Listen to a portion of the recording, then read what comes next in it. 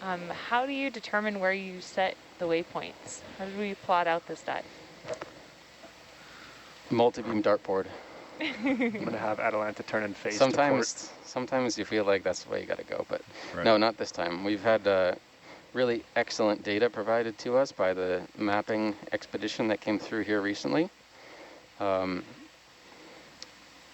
think in 3 weeks prior to this, they started, something There like we that. are.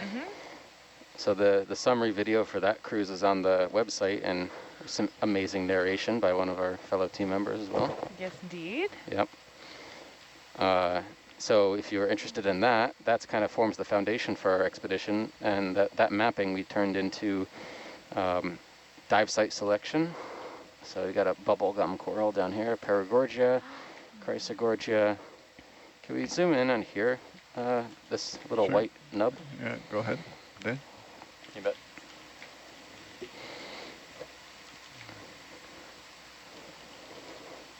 So this one looks like it could be a small Paragorgia colony, bubblegum coral. It's your coral, Kukui. It's so awesome. It's I a love really young one, yeah. So how big will this coral grow up to be, do you know?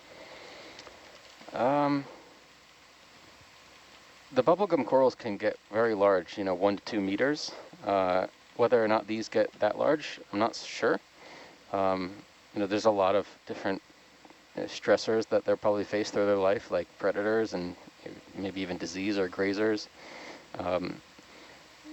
We know that, especially on smaller rocks, which is usually not a problem here, their own size can be their downfall.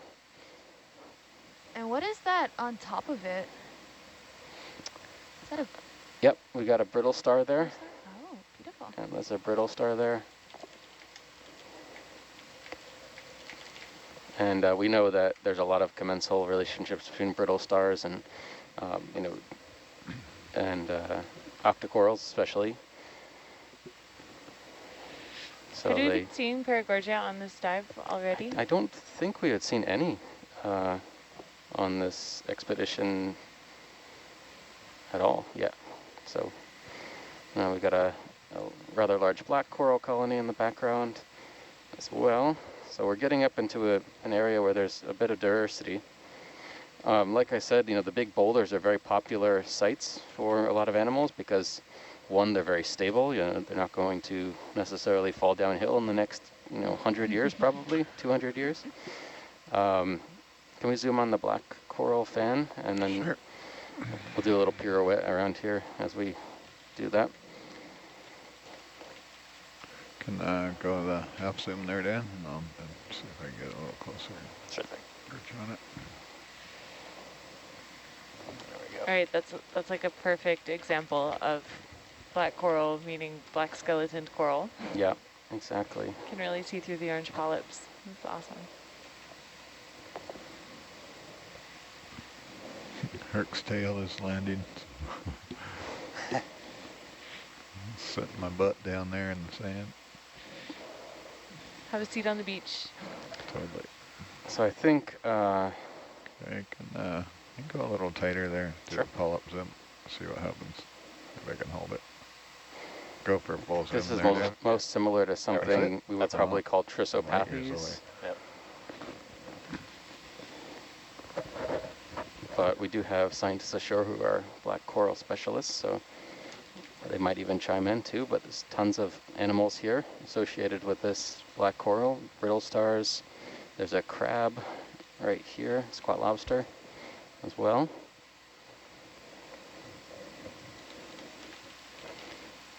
Some of these animals have been collected in the past here as well, or in nearby areas. And those little white things on this black coral, are those also Like parts up of the here? brittle star? Like, Or more lower, like right by the squat lobster? oh, like here? Yeah. Yeah, not clear. It looks like right here there might be some sort of gall, like some sort of wound maybe that was, either grown over by the coral. Sometimes when they have parasites, they can often grow over, their parasite, kind of as a defense mechanism. Oh, I see. Wow. That's one of the things I think is fascinating, right? If you're going to have this lifespan, hundreds of years, thousands of years for some of these corals, you have to have some pretty resilient immune system, defense mechanism, regeneration, something, you know, whatever you want to call that. Yeah. They've Yeah, it been looks like, evolving for you a know, very long something time. something could have, you know, attacked this at one time because it's got some wounds up here. Some barnacles, it looks like, have taken over one of those branch tips. You know, maybe we have sea stars, you know, grazing on these black corals. All right, great. I think we can keep going. Are we the first ROV here? So do black coral have some sort of defense mechanism like sea pens do, or does it just regenerate over time? So similar in that, you know, like both corals, they have the ability to regrow and, you know, maybe even fight back against, you know, parasites or things that might compete against them, that might land on them, attempt to overgrow them. This coral up here is another Prinoid coral called Candidella, probably Candidella gigantea. It has really large polyps for its size, but it's fairly easy to identify. It's always unbranched. We'll take the 3D map, though. And is it a type of bamboo coral? Sure, Prinoid coral. Prinoid. So primnoids and bamboos, if you often get confused between the two, it's easy to get confused for a reason, because they're directly related genetically. Right. You know, two sister groups.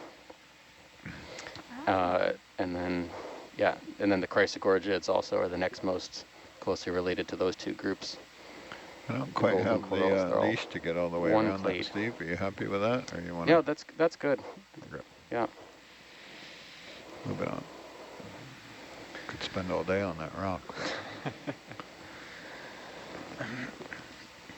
Yeah, no, I suspect that's how it's going to be the next few hundred meters as we move up to the summit. We'll probably see more boulders like that, which is a good thing.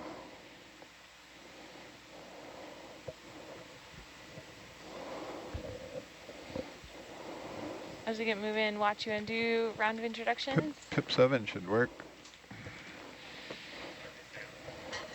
We don't have it.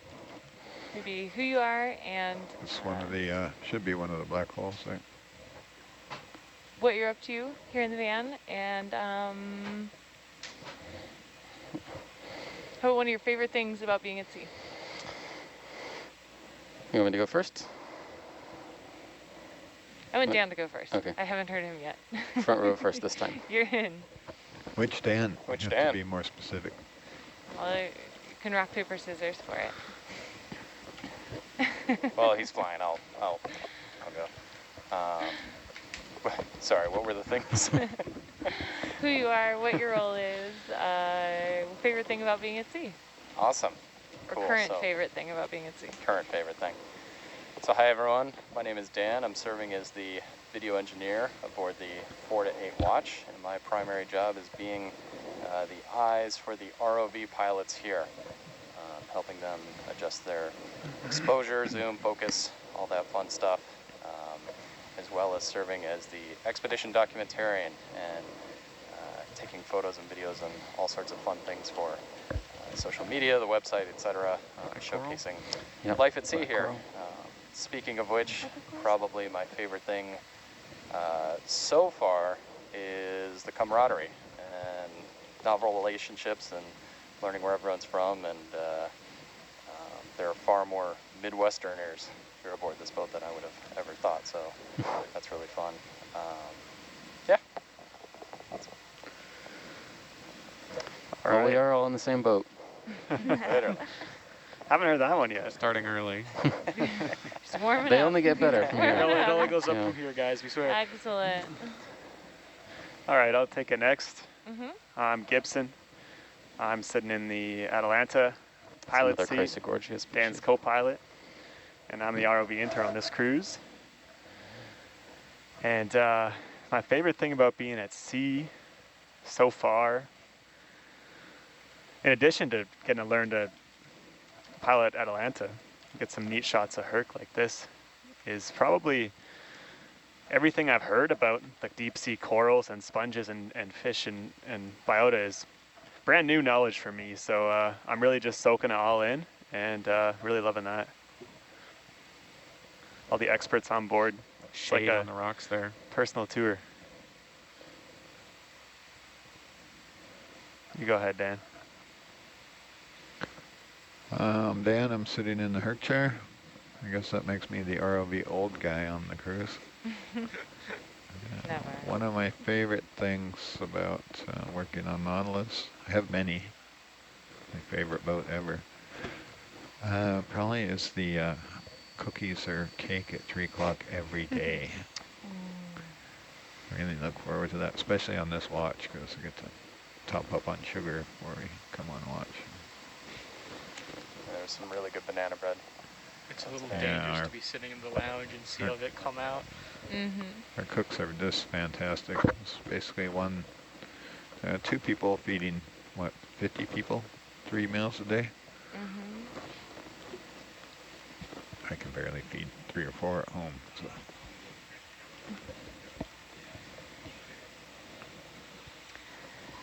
Hey everybody, I'm Lynette. I'm the navigator. And my favorite thing about Nautilus is the exploration, both underwater and exploration in the sense of getting to learn so many new things from all of the experts on board. I don't think they've seen this one yet, but we're at capacity for sea cucumbers. Yeah, I just wanted to zoom in because he... Well, unless somebody tells me otherwise, I've been told that they have enough. Hi, I'm Matt. I'm one of the guest student interns, the dedicated youngest guy on this boat. And I think my favorite thing about being at sea is probably, I kind of like falling asleep as the ship's rocking you back and forth, or just trying to do everyday tasks with that sort of other level of challenge. It's kind of nice to be, to kind of have that sort of excitement and a little bit of edge to life around you. That's a good one. Hey everybody, I'm Megan Cook. I am the Science Communication Fellow for this watch, and the co-expedition leader and the comms lead. Other duties as assigned. One of the things I like about the ship is that I like working at sea because you get to do a variety of things.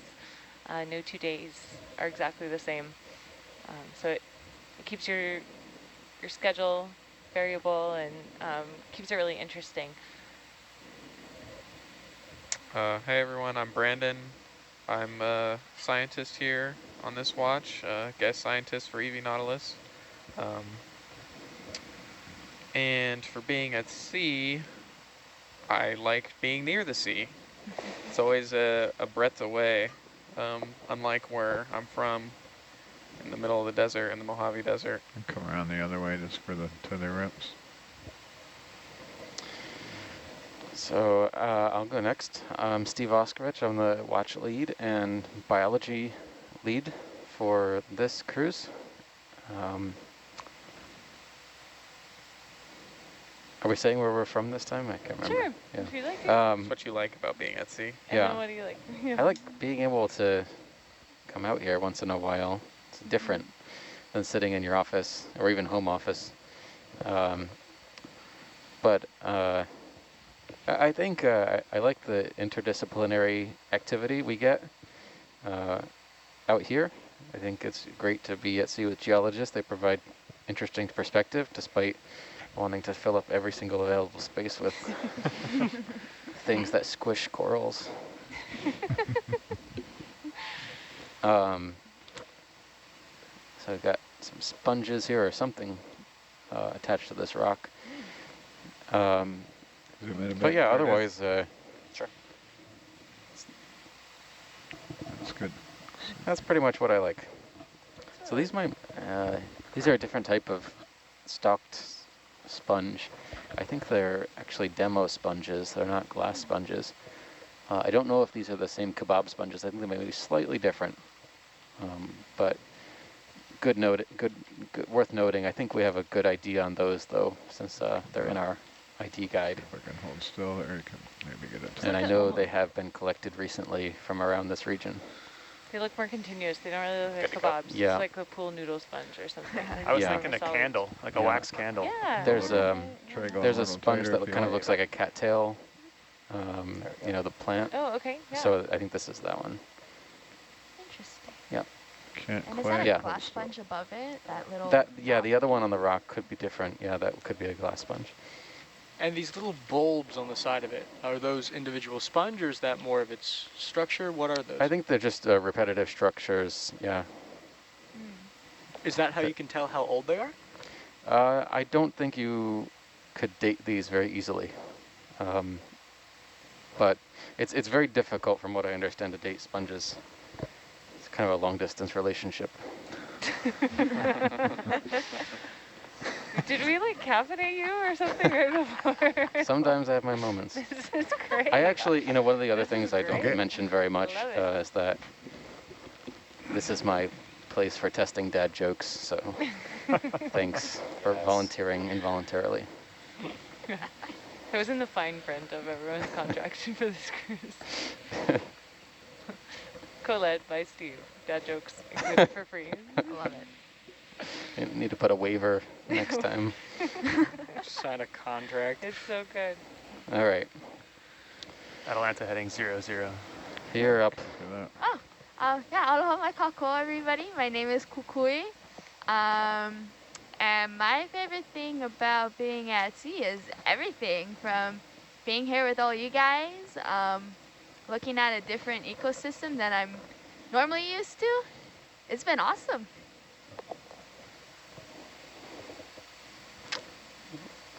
Is this a sediment from us, or? I was just wondering the same thing. It just started snowing, but we haven't been up here yet. So either I was really blowing it up the hill, or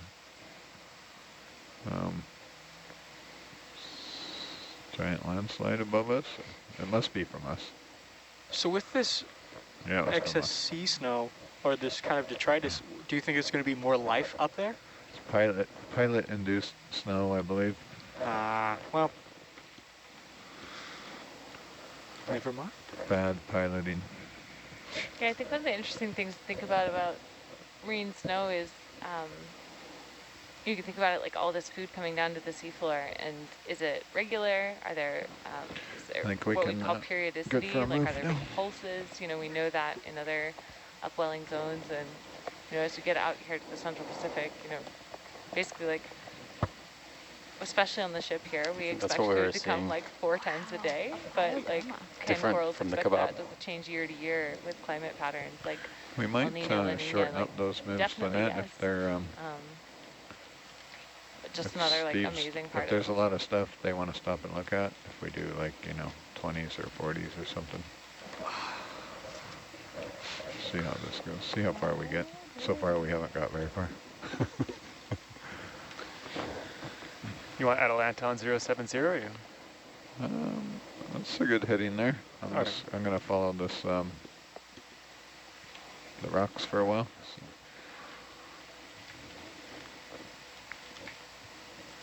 We'll kind of do the offset thing, and it's also hopefully that'll keep the tether off of from smacking you in the face.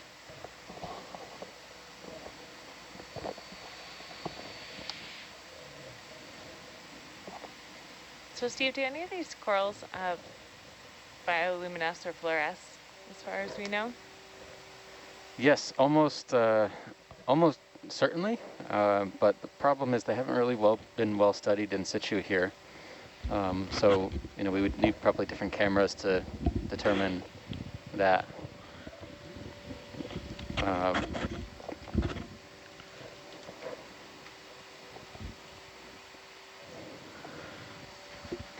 But What is that? There's got to be something outside. I think it was coming from in that room. I don't know. I thought maybe it was. But yeah, almost certainly Fan they going probably use crazy. some form of bioluminescence. Just it hasn't been well studied in all the species out here. I would say it's probably not been studied in any of the species out here. But things like bamboo corals have been known to biofluoresce or bioluminesce as a way of signaling maybe other predators or prey. Not predators of the coral, but maybe predators of their predators, for example. Gotcha. It's one of the things Oh, Jonathan's is that another black talking coral that you about, see ahead? full Yes. spectrum camera. Yeah, there's black corals. There's an umbellula, Umbellula. sea pen.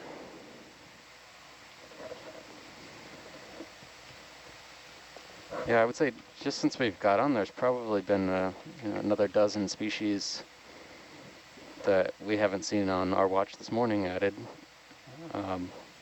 Although the last watch was seeing quite a bit too, and they were seeing more bamboo corals, but we're seeing more varied species now. The Paragorgia, the Prinoids, that's a bamboo coral unbranched right there on the right-hand side. When are Certainly they, expanding my study guide. Certainly expanding my study guide. Expand your study guide, yeah. Yeah. So you're kind of quiet again. Oh, sorry about that. I don't know. All good. We haven't seen Okay. any of Joey, the, I got turning up. we haven't seen any of the long spirally ones. Yeah. The Yeah, corkscrew ones. they saw a couple on the last watch. Might not be the right conditions. But these umbellapathes here, these are black corals. You see these all over the place. They're pretty common. So what's the kind of ideal living area or environment for these black coral to thrive? Pretty much any place with stable substrates, good flow conditions, and that's about it. There's probably a bunch of things that go into their ideal distribution, but minimum substrate requirements are pretty minimal. Something stable and some good food conditions, food flow. I think it's so amazing that we're still figuring out their like happy depth range, right? And as we put these massive transects up these seamounts, we know we're encountering different species at different depths, but it's super hard to say like, you like it exactly here on this side of this type of seamount. But the more we explore, the closer we'll be able to get to saying some of that stuff. And they could have very wide depth ranges. In fact, they might occur deeper than they occur here. For example, if their oceanography is different in part of their range, they might be found deeper. But since the environment here is fairly stable in terms of temperature, salinity, oxygen, over thousands of years timescales, they've probably become very finely tuned to what they can tolerate.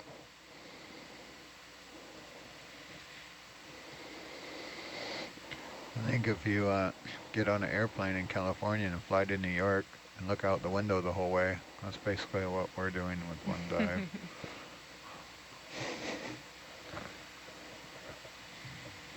See a lot, but so little. Plane flights would be so much more interesting if you could see the bottom of the ocean. Be a little bit more terrifying. I think it'd be cool to be like have an array of ROVs, so if Having you're a what? piloting one and like 10 are going the same way. A squadron. Yeah. What would you call the collective noun of a group of ROVs? A gaggle?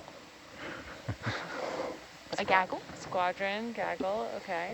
Congregation. It would be a cluster something. Smack has always been It would be a spider's web pretty quick with all the tethers in the water. No, they'd all be autonomous, talking to each other. That's where it's going. So they all have localization. You only need a tether to one. And you don't even need that now. Neely has. Maybe that's something the metaverse can help us Now what realize. is the metaverse? It's going there. It's That's legit. a good question. It's happening. I'd love to know that too. I don't think Put on a the pair of metaverse glasses knows one what day and be metaverse able is. to see the bottom of the ocean in multi-beam. Whoa. It's a lofty goal. Paris Hilton will be there DJing. We did a form of that on the tech demo where Mezzobot, Nui, and Drix were all localized. They all knew where each other was, talking to each other. And I think a couple of years ago, Ambari had something like 29 remotely operated vehicles going, jamming around in Monterey Bay at one time.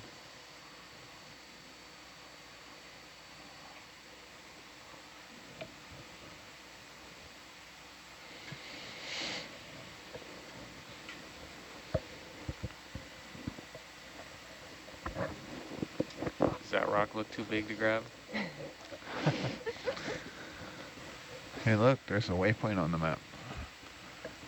Wow. Waypoint 10. Yeah. Sweet, thanks. So Brandon, did you get to saw into some rocks after the dive last night? I didn't.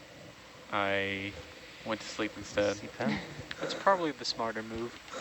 And the boat in transit made it too hard to saw. Gotcha.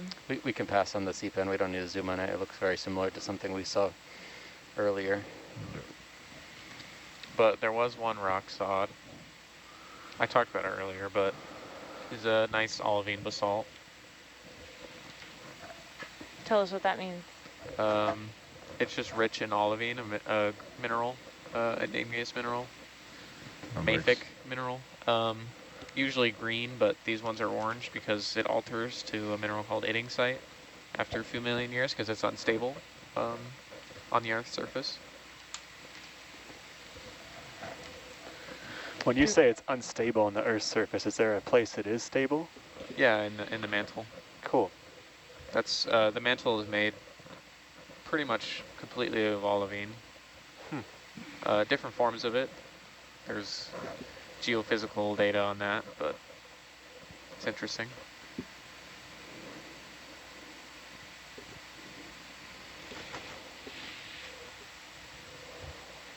Yeah, things are stable at specific pressures, and most igneous minerals aren't stable on the Earth's surface, but they would take a very long time to transition to a different mineral. So, Is that like a known rate to transition from olivine to the orange one that you mentioned, or is that idingsite? Yeah. I think, yeah, we have a rough range of it, because if it's like a rejuvenated lava flow, like on an old seamount, and we see fresh olivine, then we know roughly how old that, at least the age range of that new lava flow. Just a few million years, I think, is all it takes for it to alter. And we don't want to see fresh olivine for this, for our data, because then we know it's younger and the ages are going to not be what we want them to be. Atalanta heading 070. So what are the, can you remind us again, kind of ballpark ages, and what are the questions we want to know about this really ancient geo? Yeah, ballpark 100, late Cretaceous, so 100 to 80 million years old. Cretaceous is Chrysogorgia? lasts until 65 million years old, years ago. That's about ballpark. And then what we want to know is whether this geode is part of a age progression chain of seamounts, where it starts older in the south of us, and then it gets progressively younger as we move north. Is that another kebab sponge? That's a Farreid sponge. Farreid sponge. Yeah, in the Might have that Farreidae backwards, family. but something like that. So if it is age progressive, what's that tell us about the plate? About the plate. Or about the history of this area? It can tell us about both. Okay. In terms of little one. the plate, it can help us reconstruct plate motion throughout the lifespan of the Pacific plate, which is about 180 It's a black coral. million years. Zoom in there if you want. Dichtoomus. Sorry, I'm interrupting. All good. No, it's fine. Interrupting your narration here. Dichtoomus. There's plenty of time to talk about Dichtoomus and plate motion. So this is a black coral, and you wouldn't know it unless you could see the skeleton, but yep. That's I wonder if a squall is moving through, guys. It sounds like the foghorn. Sorry, now I'm interrupting. That's Dichtoomus. There's like two, so they have a very complicated taxonomy, but There's kind of two morphs that we see that we call Stichopathes, even though they may be distant related to what we, true Stichopathes is. There's kind of this yellow, pale or yellow morph, and then there's a bright orange bushy morph. So good to see that we've seen this one here. We haven't seen the orange one yet, but we're all set. Okay, moving on. I know we've collected both of these in the general, Central Pacific area. There's not too much morphological diversity that it necessitates another collection here. Plate movements. There's a big old anemone over there in the top right. Beautiful. Cool. So for plate motion, the plate moves over a stable mantle plume over time.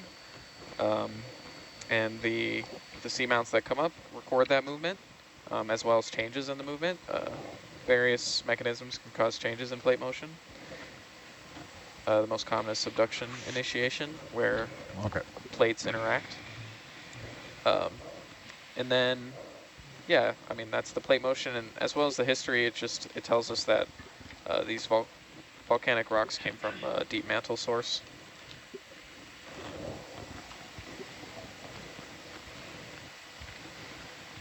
But rather than age, that's more chemistry.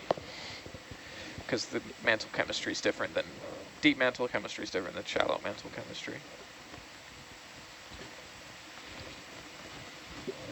I'm going to go ahead and answer this question in the chat. Have you found any new sea lives or new samples on this shift? Not really, because our shift just started about 45 minutes ago.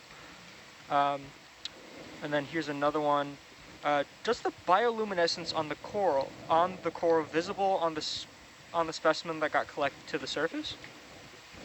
Not likely. With regards to the bioluminescence question, we don't really have the tools on board to detect that. And most often these are chemical reactions, and to sustain bioluminescence, it probably wouldn't make it back up to the surface, even if we could detect it. Now, is this another Chrysogorgia? All right, coral quiz time. Golden coral would be my guess.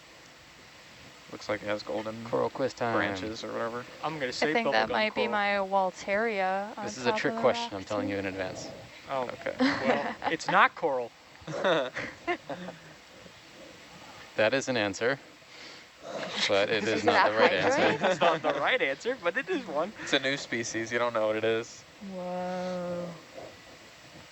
Okay, Dan, push in a bit there. I don't know who it is. Is that a brittle? No, never mind. Oh, that is a brittle star, right? Yeah, actually. yeah, You're right. Twisted in there. It's cool. It's huge. Is it a hydroid over a coral skeleton? Is it a Like Prinoid? it looks really different in the middle with the kind of orangey polyps, and on the end with the red Yeah. ones. Sorry. I'm trying to... Definitely an Idarian, right? All right, baby steps. So this is an octocoral first. In fact, well, the original colony, there's also a hexacoral on here, two different types of corals in a type of symbiosis. But what we have here is probably the base colony that makes all this structure is probably a bubblegum coral, Paragorgia, and it's also being parasitized, colonized by a zoanthid, which is a type of hexacoral,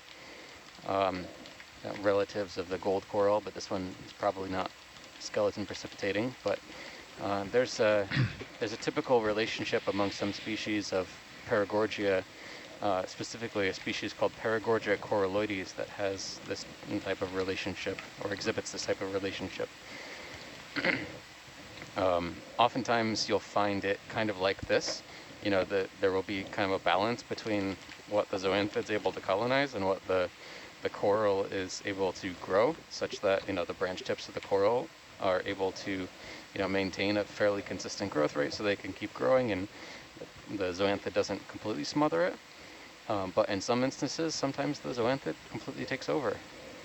And then in some instances you might find less coverage by the zoanthid, but it's definitely a symbiosis of some type. It's probably some parasitic in some way. But you have some pretty complex relationships going on here. Dang. So I was most right because it's a relative of golden coral. Relative of gold coral, not golden I'm coral. sorry. It makes it different. That's why we don't use common names. Okay. Yeah. 2 letters makes a millions of years of evolutionary difference. Right. We had viewers really writing in about a lizardfish or a halosaur, which is definitely called a lizardfish, but when most people say lizardfish, they think of a different fish. Like, it's such a common names issue, you know? Yeah. Yeah. Especially fish biologists start twitching when you start to call, like, the Jonacops frogfish. They're not frogfish. The common name is coffin fishes, actually. Yeah. And they're a type of anglerfish, Lophidiform. They're my favorite. That's what I'm hoping to see. Then also really quick to answer the question for the chat, is there a way that, where'd it go?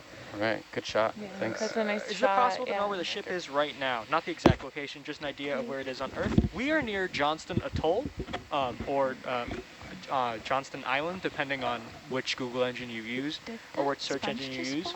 So that's where about where the EV Nautilus is, and I believe... Yeah, we're a couple hundred miles south of there. Yeah. Is the location available on the website?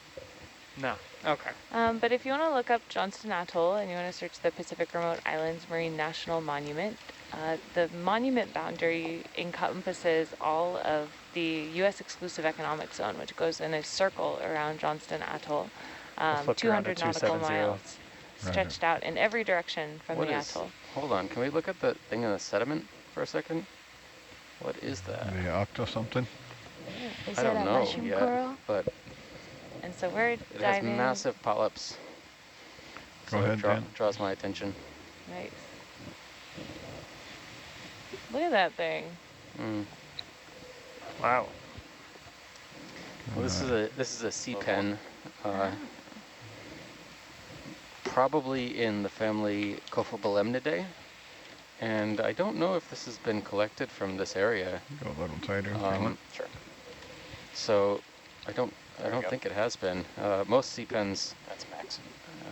are really poorly known, so it actually might be an interesting collection. And I know it's in a crevice, but what do you think? Yeah, I can That definitely branching collect it. pattern is really interesting.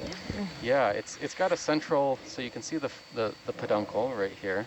Look at the And then jar it's got for me. three polyps coming off, and then kind of an apical polyp. Yeah. Yep, we have 3 jars available. Like 2 rows of 3. So This interesting. is probably jar for definitely Cophobelemnidae, possibly Cophobelemnon, but I'm not familiar with this species, and it's not been well identified in the Central Pacific. Need more specimens. Oh man, how do you spell that word that you keep saying? Copho. K-O-P-H-O-B-E-L-E. Can we go wide for a minute? M-N-I-D-A-E. Yep. Get off the chat. Awesome. We have a question for our ROV pilots. Does the ROV often scare away sea life, or do sea creatures often wander up to the ROV? Yep. I'm going to have to come up a little bit here, Dan. Also Right. feel free to come back We're to at that 20 one for Delta. after you sample. Of course.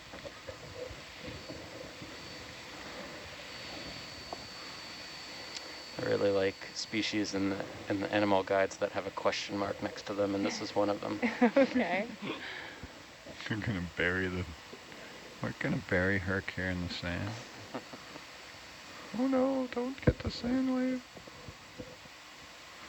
Come on, Herc. We have some of our shipmates listening in. Come Hello down. to our science communication Oh, fellow, I see. Christopher Kloss and family. Thanks Can we for move the exploring boat with us. west 20 meters? Can you move west 20 meters? Yeah. You might have to go tail to tail there. Yeah, roger that. You're tugging me around, and we're gonna try and sample here. Okay.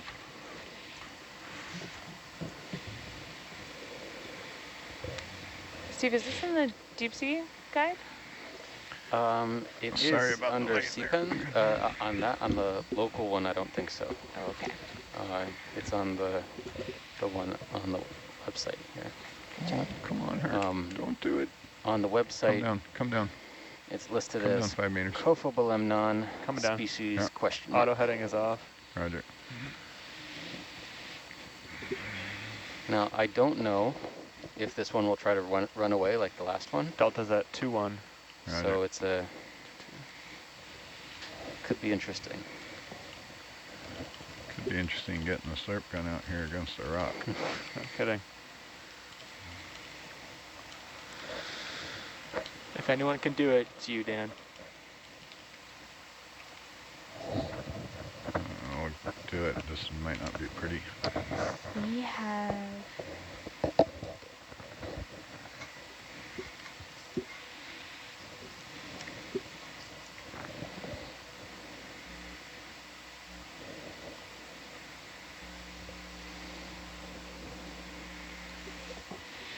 Kind of a sharp bend there, but see how it goes.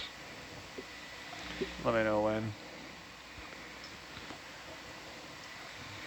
I will try and sneak up on it here a little bit. Okay, can zoom in there a bit, Dan? Yep. Can you put the bubble cam on the on the subject? Just need a 90 out view there. You want suction? Yeah, go ahead and crank it up. All right, 90%. 95.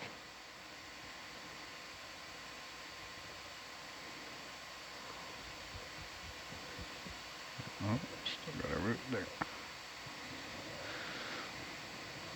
100%. Roger. He's still fighting.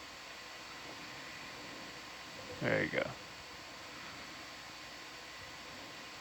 Still in there.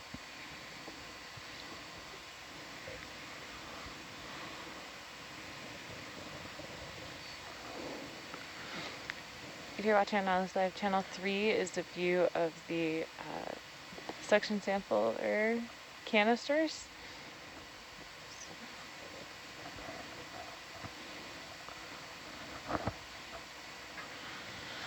So that's where our team is looking. Just be sure something is deposited Okay, can go wide. up in the sample jar. I'm gonna pop up a few meters. I think I see it in there.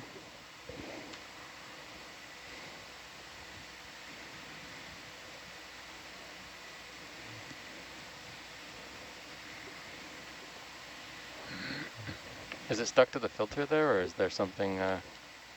I'm not sure. We'll let it I think that's what it run is. for a minute till the sand clears out there.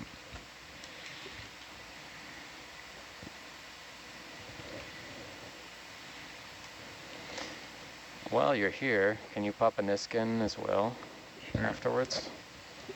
You want to, you can kill the suction there for a second, see if it falls down. Suction killed. It's possible it's still in the hose there. So.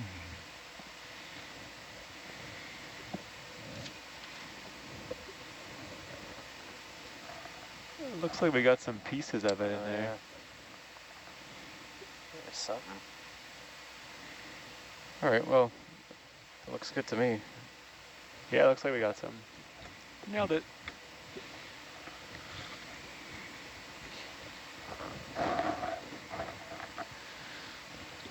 Done with the jar. Roger. So we can go with Niskin bottles number 3, 5, and 6 are available. Copy. All right. If the ROV pilots are available, we have a question for the chat from a little bit ago. which jar was it again? Going back saying, does the Which jar ROV was it? often scare away sea life, Oh, or do it's, sea creatures often wander up to the ROV? We can double check after. I think I've seen a bit of both from the live streams and I've been watching the dives so far. You know, we saw that one a while back when Actually, just yesterday, the mahi-mahi were pretty curious. That should have been 3, right? Did anyone see it go? I did not. 3. Which Niskin was a no-go, 2? 3 is tripped, yeah. Oh. They skipped 3 before. 3 is 3 tripped. ships, so 5 and 6 are available. 3 wasn't already? 3 was already tripped, is that what you're saying? It was open. It was open, but Okay, it I just took 3 then. Yeah. All right, then we're good. Okay, cool. Yeah, they had just gone out of order. You are out of order. And which jar Yeah. was the sea pen in again? I think it was 5. I can have a look again. 5, perfect. Actually, you can see it there. Did you rotate a jar? I did rotate jar. You want to go back? There's something in for us, so let's rotate around to jar F. So put the Okay. camera on it. Yep, coming up. We'll probably need to do a flush after that. Okay, you want to see... Yeah, rotate. Hit rotate.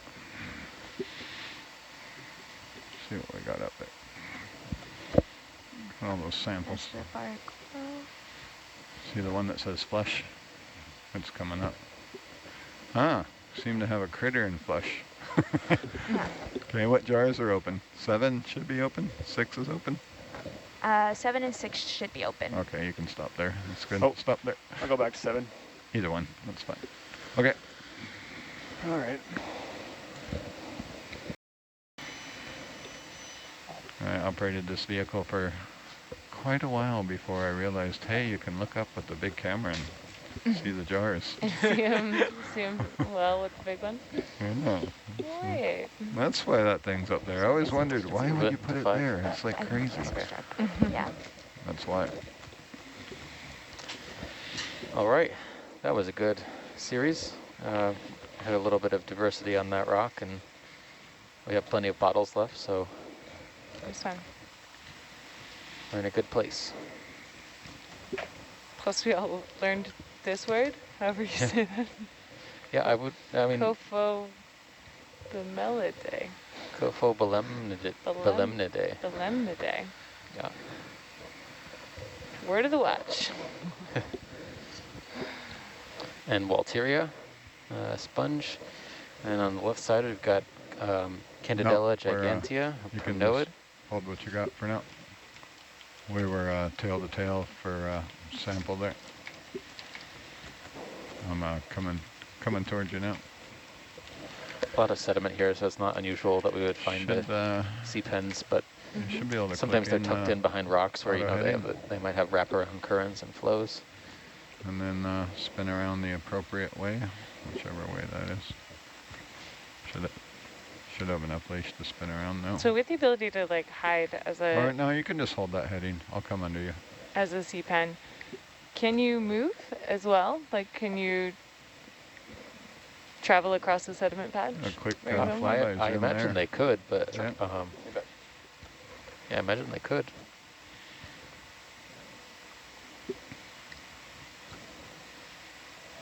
Oh, and what is If they fell over, for example, but I can't imagine what would Okay. cause that unless there was some landslide or something. Sure, sure. So can sea pens survive not being like anchored to the ground? They really need to be upright to kind of feed effectively. But there are some sea pens called rock pens that will attach to hard substrates. They don't need sediment necessarily. So their substrate requirements are mixed. And are sea pens, are they more common at deeper ranges or more towards shallow ranges? That's a good question. They are very deep dwelling, but you can find them as deep as, shallow water, tropical environments too. So yeah, all depths probably down to close to 3 or maybe even 4,000 meters. Oh. Yeah, very deep. It's a naked bamboo coral, is it? I would even wager you could probably find them deeper.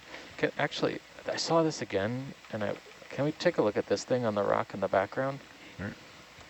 This is the second time I've seen this, and I really wanted to get a close-up of it. Zoom in a bit there if you want to. Sure. Okay, this is zoanthid. Yeah, zoanthid on some sponge ribble. Okay, I thought it was a coral. All set. No Okay. need to go further. So that sort of big bare bamboo stalk that No, we're saying, let the me get out bamboo front. coral stalk, how does that seem to be? Because I've always seen them with the little nodules on the side. I've never seen it where it's just the bare bones. How does that happen? Predation, disease, yeah. Probably you know, something recent. You know, recent could be, you know, years in this timeline. Probably eaten by something.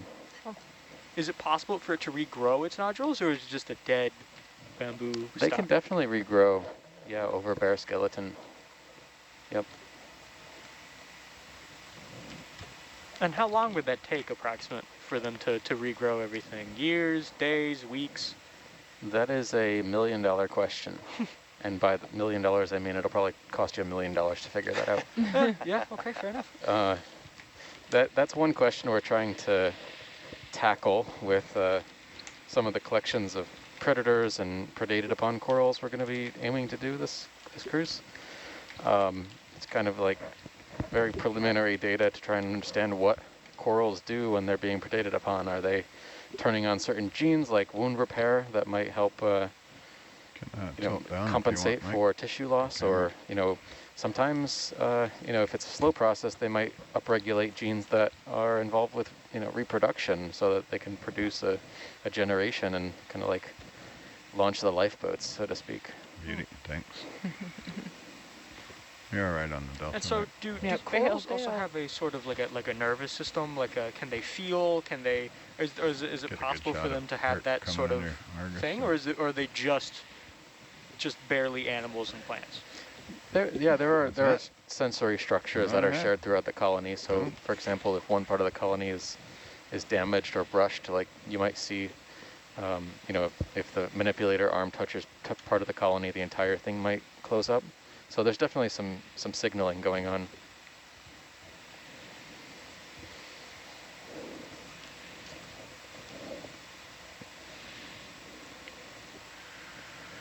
Can Chase tilt up a little for me now?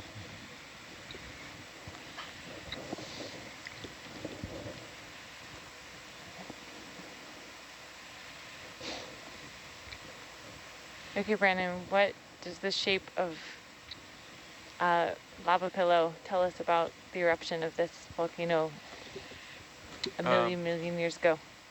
Right. So the only thing that it tells us, according to research, is the flow rate. And the flow rate of a pillow is the lowest of the three possible flows. The three possible being pillow, lobate, and sheet flows. Pillow are the lowest on that spectrum.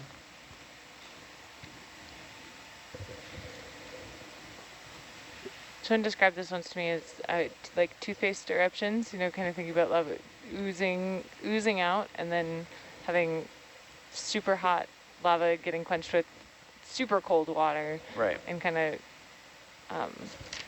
yeah. I don't know, freezing doesn't feel like the right word. Quenching, I guess. Yeah, they call it quenching. I think freezing is fine. It sort of expands when it's flowing slowly like that into the pillow shape, and it does that over and over. Let's do a 20 meter and you can see it creates these kind of internal make you work for it a minute. laminae or layers within it when you cut open a pillow.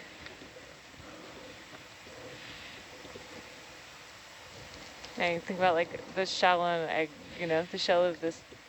Right, yeah, shell, sure. You know, kind of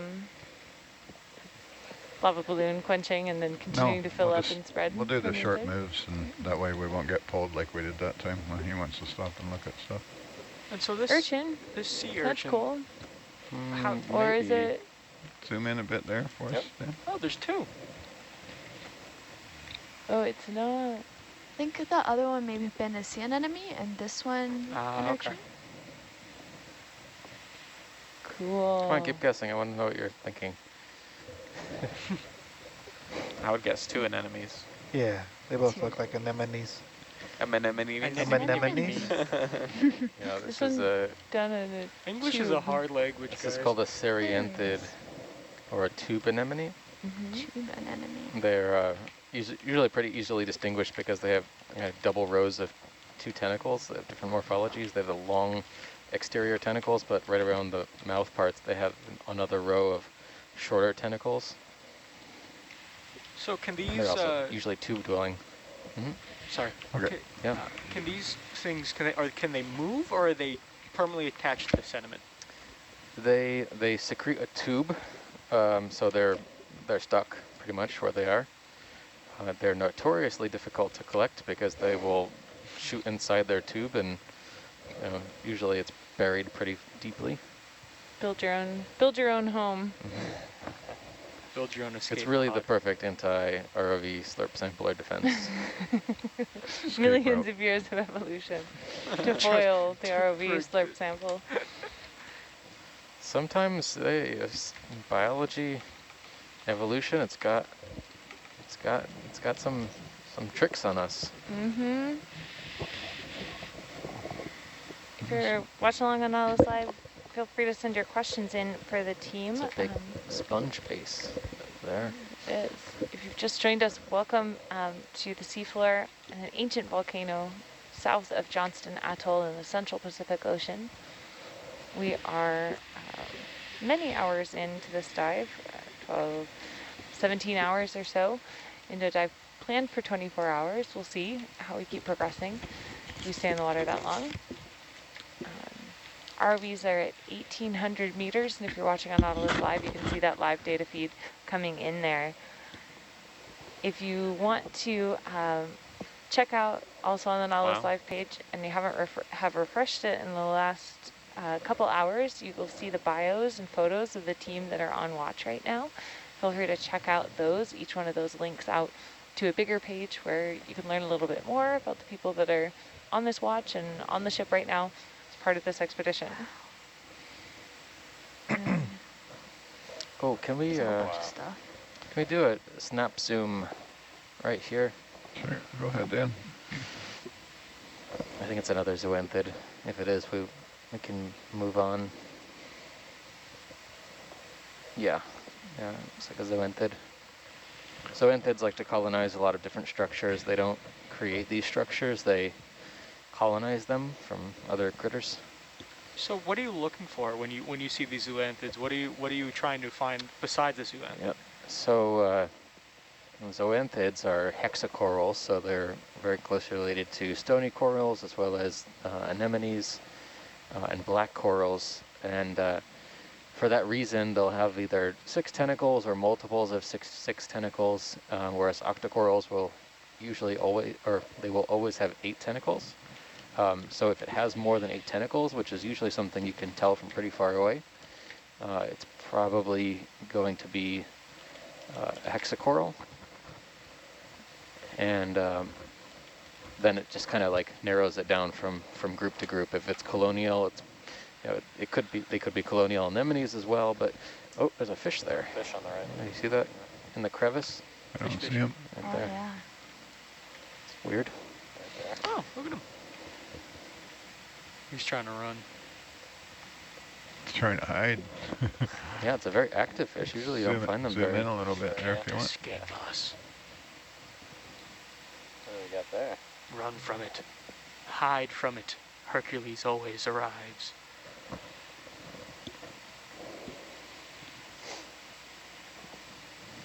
So interesting.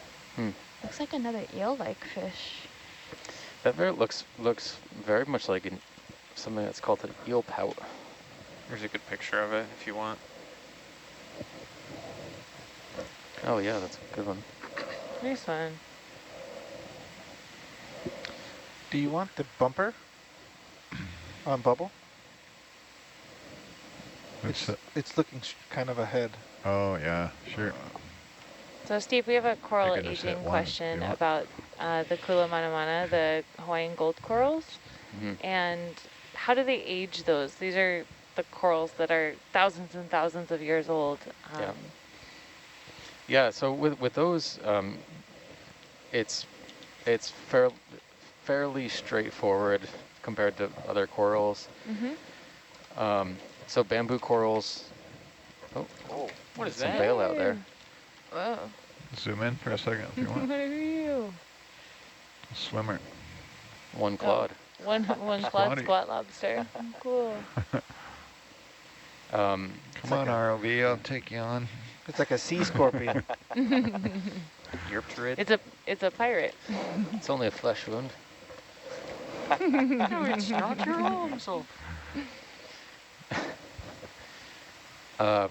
So yeah, so bamboo corals do, have something resembling, what tree rings might be to trees. They have rings that they form with age. So bamboo coral serves as the host or parasitized colony. Usually they get very large. Probably they're on the order of decades to centuries old by the time they're fully encompassed by this parasite. If we have time, can we look at that Prinoid in the lower left?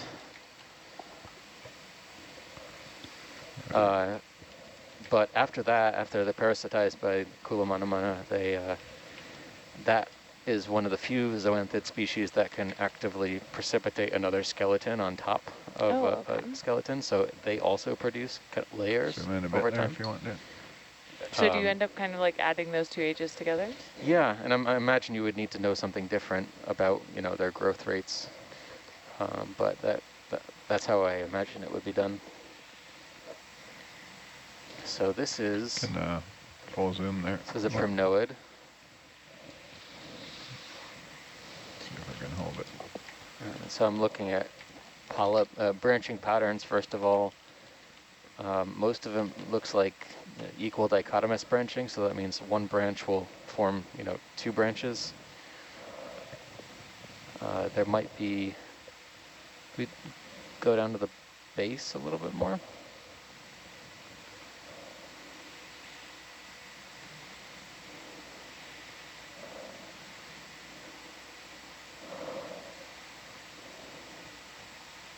Hey, This little one cup coral. looks like it might start off as lyrate branching.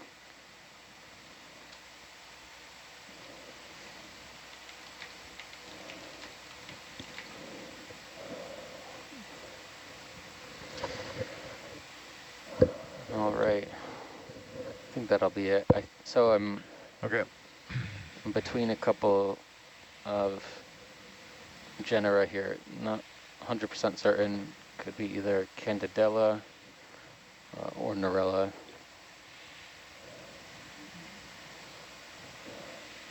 But can check some of our literature, get a better idea on this. It's a pretty healthy looking colony.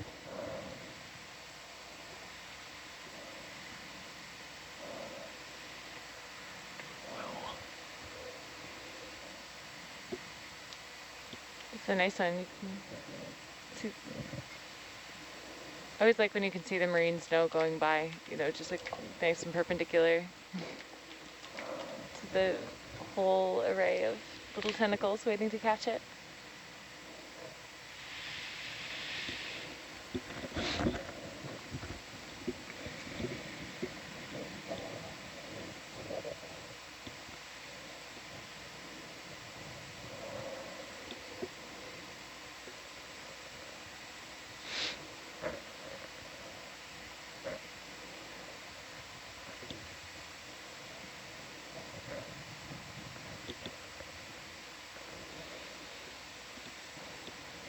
Gonna check out the cliff So here this in the is dust looking more like Candidella, possibly Candidella helminthophora. There's not many species of Candidella in this area. You've got Candidella gigantea, an unbranched colony, and then Candidella held my thought for a... We'll hold the boat here after this move for a minute. So there's not much Candidella diversity, species diversity for Candidella in this area, but I know I've collected both of those. So from this Central Pacific region, so I'm sure we can find an identification without having to sample that colony or similar ones.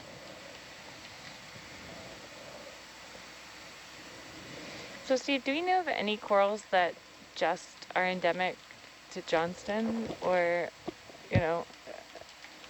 is there specificity at that level?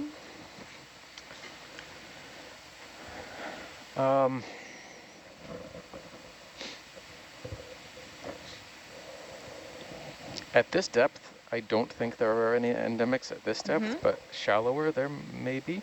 Okay. The reason is in the deep oceans,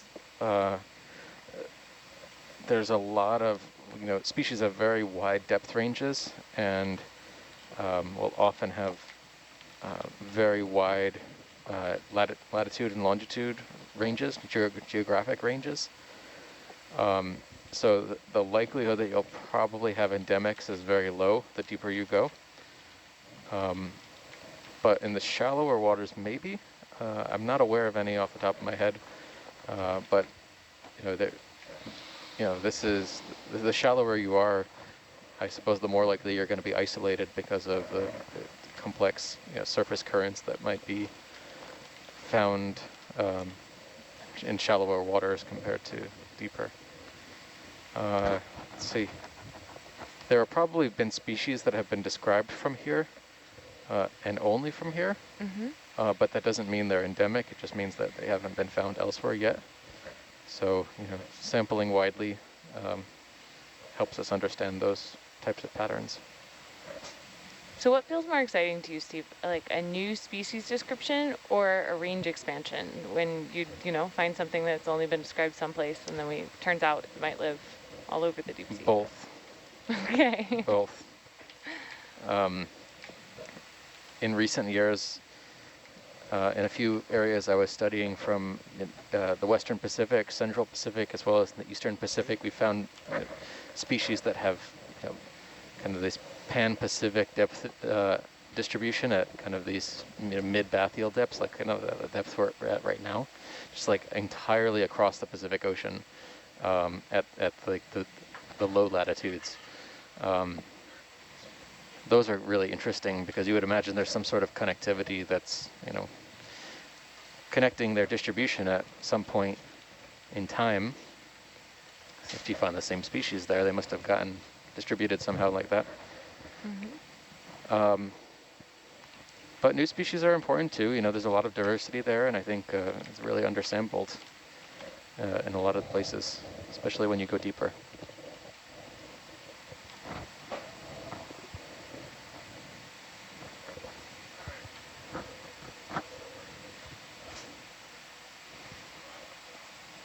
Can you zoom in there real quick, Dan? Yep.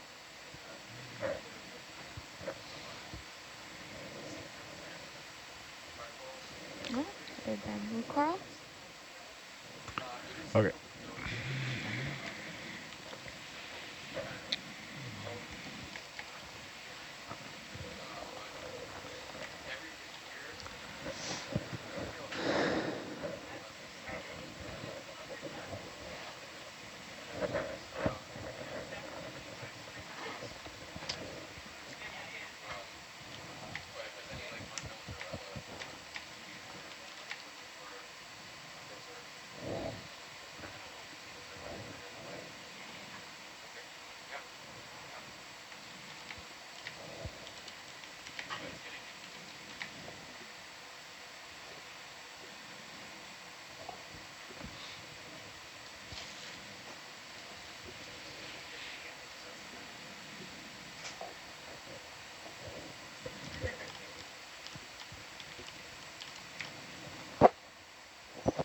Hello, guests. Welcome to our watch. Welcome back. Hello, hello. Hello there. I'll be filling in for Steve. Oh no. Every single call is now officially a critter. There's spirally critters right there. There is a spirally critter there. Is that a whipping black coral? Could we? That is a bamboo coral. Okay. Both of those types of coral can have that spiral form. Now, what are the key differences between a bamboo coral that looks like that and an unbranching black coral like that? So it will come down to what the skeleton and the polyps look like. They're actually in two completely different families, or two different orders. The bamboo corals are octocorals, and black corals are hexacorals. In this case, if you were to remove the tissue from the skeleton, what you would see is these calcite nodes within a proteinaceous inner node versus a black coral which has a completely proteinaceous black colored skeleton. And then the polyps will look different. If we zoom in on these polyps, they'll be individual little polyp animals with 8 tentacles, whereas the polyps on a black coral tend to look like they're drips, like drips of water falling off of the skeleton itself. Okay, interesting. Thank you. And all these corals, they attach themselves to the rock, to the sediment. What are they usually attached to? No, not yet. Let me get out. They could be either. Most corals tend to grow in stony habitat like this, so they'll use a holdfast to attach to hard substrate.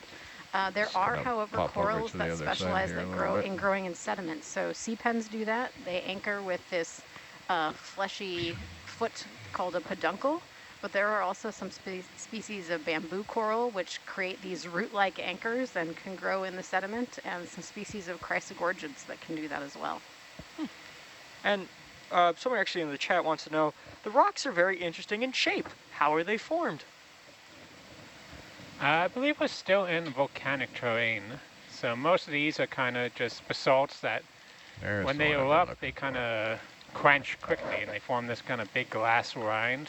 We haven't seen this guy. And then when any more magma is kind of sent into the system or lava, it inflates it. So instead of going above it, it goes on the inside of the glass rind and it pushes it outwards and makes them these kind of pillowy, rounded shapes. So are all of these rocks, are they all basalts or are they just varying?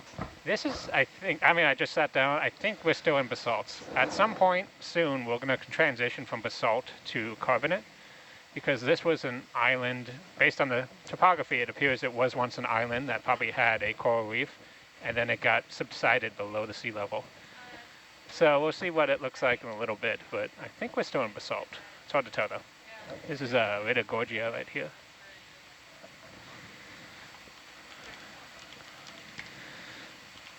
Also known as a firework critter. Nice. Zoom in a bit there for us, Dan. You bet. Always try and look down the spiral, but I'm not going to get it this time, but close enough. Don't stare down the spiral. No. You'll Maybe the lose metaverse yourself. is in there. We got some good still images straight down a spiral on the last watch. And it makes it look like a dandelion puffball right on the end. It's the first one we've seen. Well, Forbidden spiral. you can get on the Primo watch.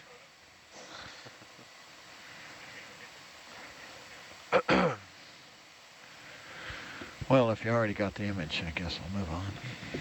Been here, seen it, done it.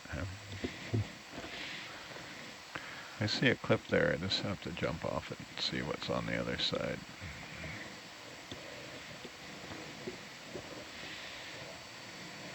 So here's another question for the chat. Sometimes science can be a little dry. What are some strategies that you guys use to engage younger people and get them more interested in developing passions for ocean science? Candy. Yeah.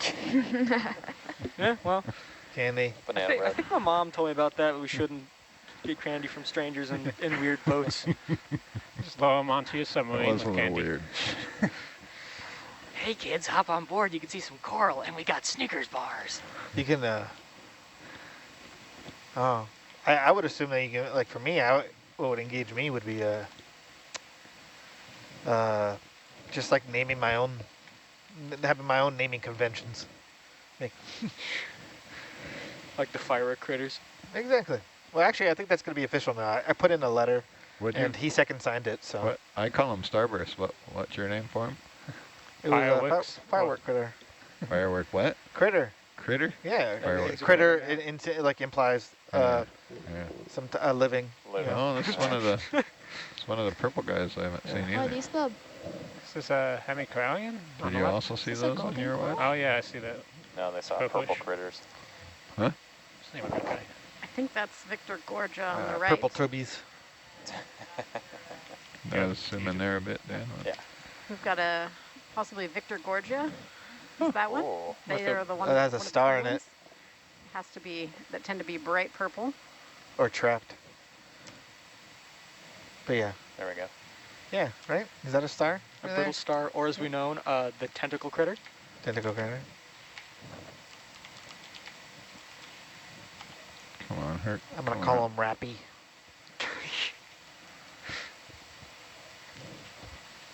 Wow. It's kind of cool. You should be able to push in a bit more there if you want. Sure. Looks like pipe cleaners. There we go. Here's another question from the chat on the topic of critters. What are the are there type of black corals that live in shallow water? Yes, there are. Particularly all over the tropics, you get shallow water black corals. You can see them diving around the Hawaiian Islands, actually. Push in a bit on this guy if you want. And what are black corals? I know they're also used commercially. What are they primarily used for? They're primarily used for jewelry. So they used to be. These days, it's illegal to harvest them in most of the U.S. But they still get harvested in places like Madagascar. And the older ones that have a really thick skeleton, that skeleton will get turned into beads and various things for jewelry. Oh. And is this another black coral, or? No, this is either a coral? Paragorgia or a hemicorallium. It's a little hard to tell the difference. And that yellow is where it's being overgrown with zoanthids. Mm-hmm.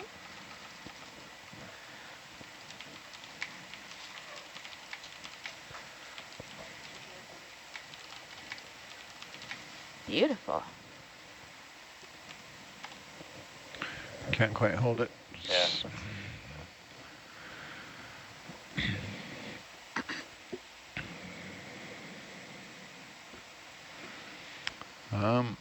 I don't know what to tell you there, Chris, other than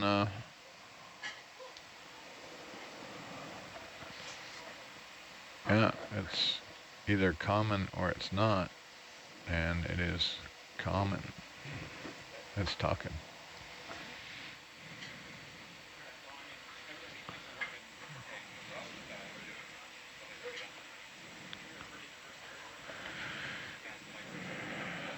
I don't think so. Could be a dodgy connection in the rack there. Probable. Those RJ45s are, some of them are. Oh, they're pulled they're kind of tight.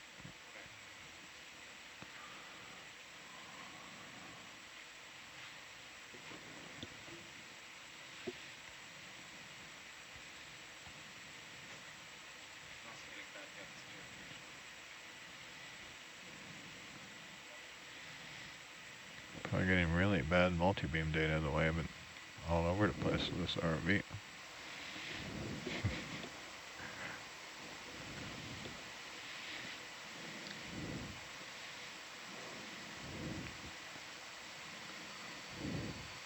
Delta's at 2-0. I'm going to go through gauge checks now.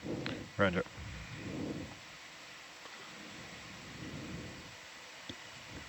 I'm going to go through my own dust cloud.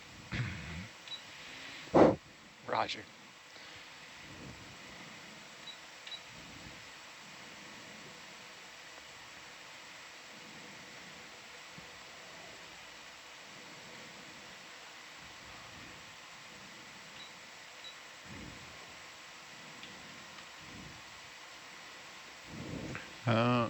TBL goes into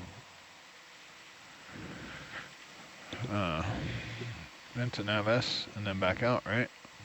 I believe. Oh, you're picking it off before it goes into. Roger.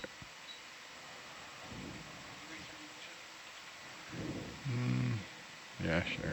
20 meters.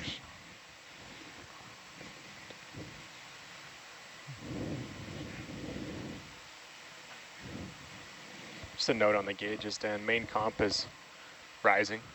It's up 0.5 psi. Roger. So I've been hot dogging it there.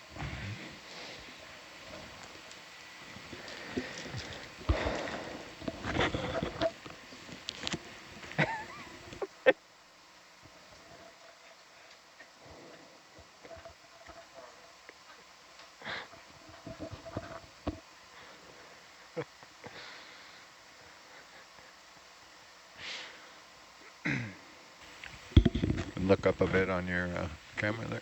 Coming up. Looking up.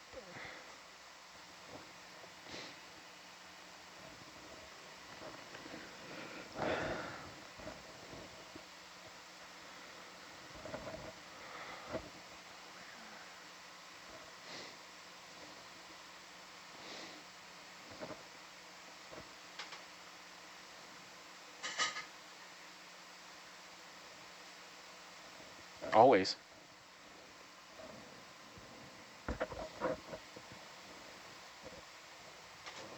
Anything interesting in the 10 minutes I was gone? Seen a couple more corals, and took a nice zoom on one that was being overgrown by zoanthids. I've seen that a couple times now on this watch. We seem to be finally, during this watch, up to a depth where corals are getting a little more abundant and a little more You'll diverse have than to we were turn your seeing down volume deeper. up because I got the good headphones on, so I've turned it way down.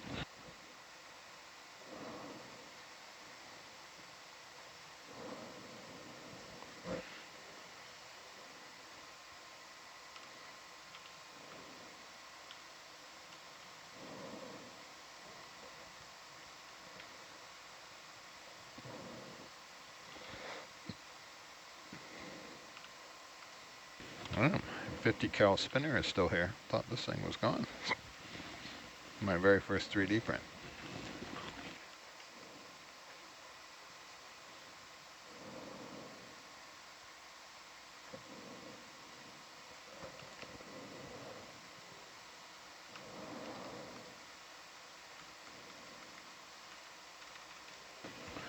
I get to the end of your leash there. If you come to the north a bit, there's kind of a cliff there. Yeah, come to the north and come down, you'll get on something.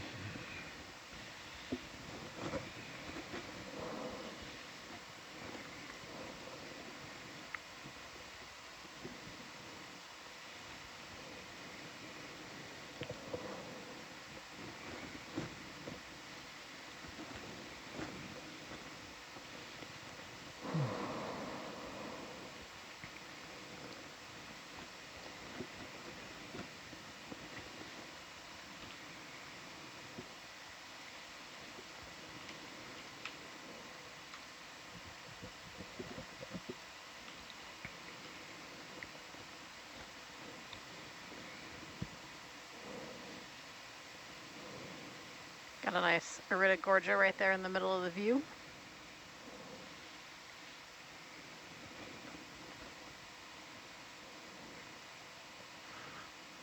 Always try and look down the spiral of those guys. Just a cool look. We weren't seeing any of those, and then now all of a sudden we've seen 3 or 4.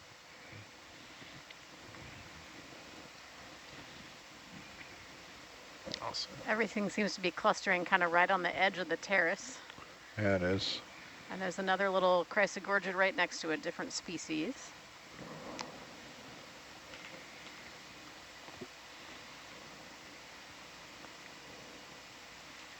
Possibly flavescens.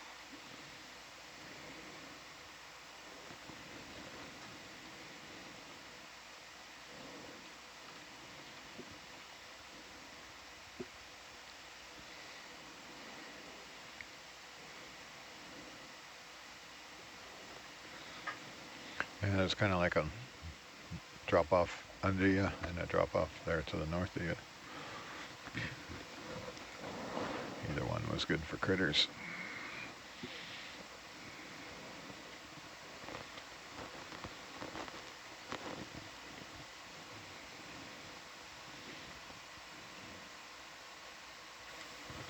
Is that a sponge? I don't know.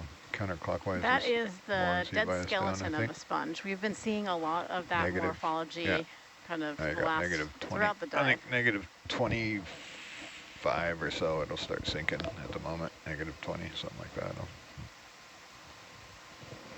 Can we zoom in on these little corals that are just to the left of the lasers?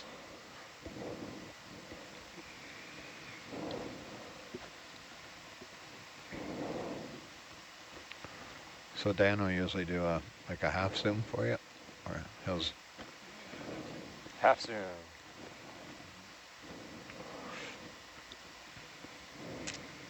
Beautiful. Then you can, from there you can fill the screen.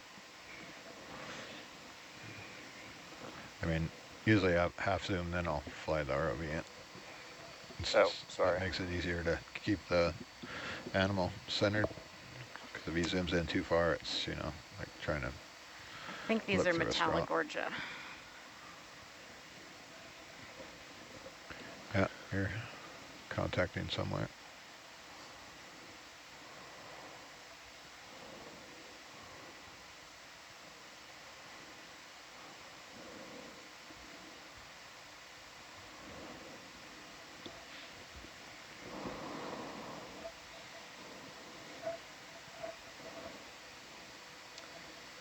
This is the first time we've seen Paragorgia in either of the dives, as far as I know.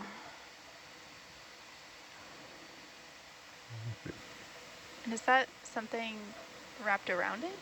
Yeah, that's a brittle star. That's just a lot of these corals. The brittle stars will climb up into to get up into the water column. That's cool.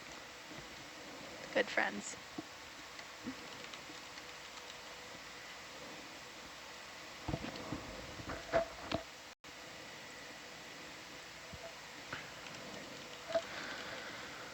Nice shot, Chris. Coming wide. Do you know where they got the name brittle star? If you actually handle them, their arms and stuff are quite delicate, especially compared to like other types of sea stars.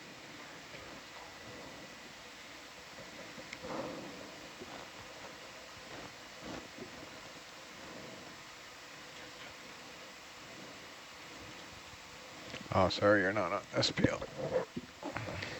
Would you like to look at the other one as well? Just that first one is good. Thank you. They should both be the same thing. You go off and kind of follow that ledge there to your left. Might see some more critters right on the edge of the ledge.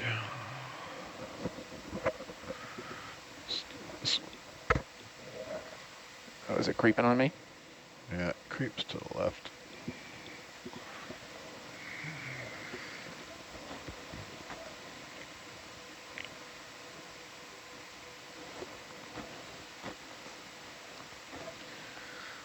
Like to hang right there and kind of follow that ledge.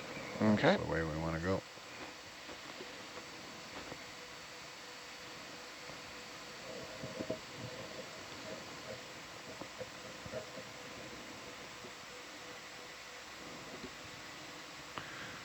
I'm going to move the boat a bit. Roger. The cut is about to come tight, Chris, so you might get a little outside. Where's the button? Which way? Where are we going? 070? I was doing 090 because we're going to that ridge there. Right. Bridge, nav, 20 meters, 090. Did you get an earful of Martina?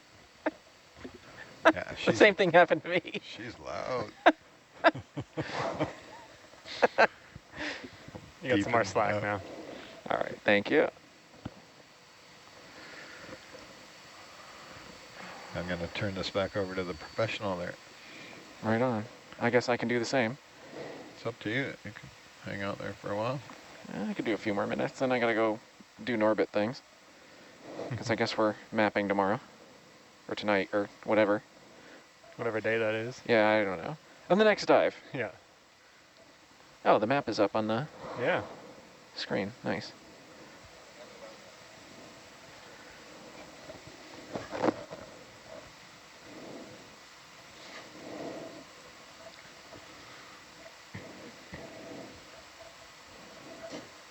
Yeah, I gotcha. We had it on the big screen on here for quite a while yesterday. Nice. But then Yeah, I was it giving myself broke a somewhere headache. overnight because the DVL driver crashed. It must have something. Oh, He yeah. got a message that was wrong in exactly the right way and caused it to break, which reminds me that I should tell the Ross launch to reboot that if it dies. Oh, yeah. I started it up and it was fine again, so. Does that have to do with the funky packets coming from the DVL? Yeah, I'm sure.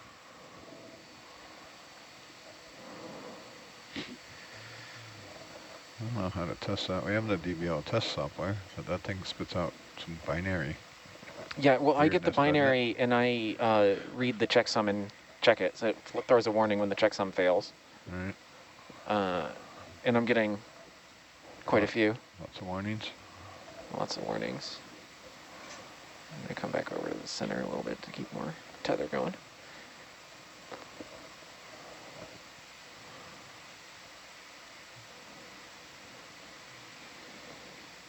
Wonder if it's just a loose connection at our multi-connections there in the I back don't of know. the mucks. That's the problem. That's like, What's the baud rate of that thing? It's like 19.2, is it? I don't remember.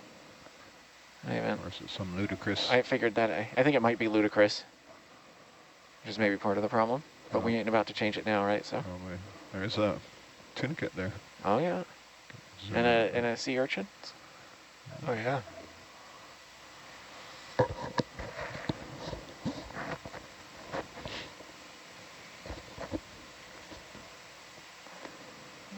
It's going to be hard looking down slope here. Yeah, so I jump off and turn around. Okay. Or, yeah, turn while you're jumping, kind of. No, you know Yeah, how I you- think we can keep moving, yeah. More metallic gorgia here.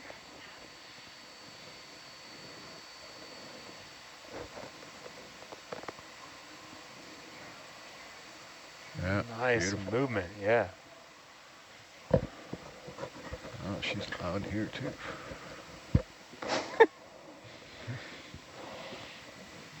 Okay, video, can we get a half zoom? Half zoom.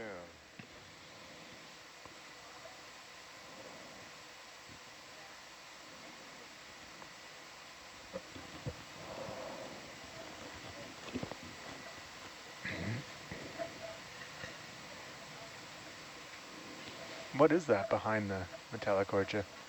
That's an anemone That's back an enemy. there.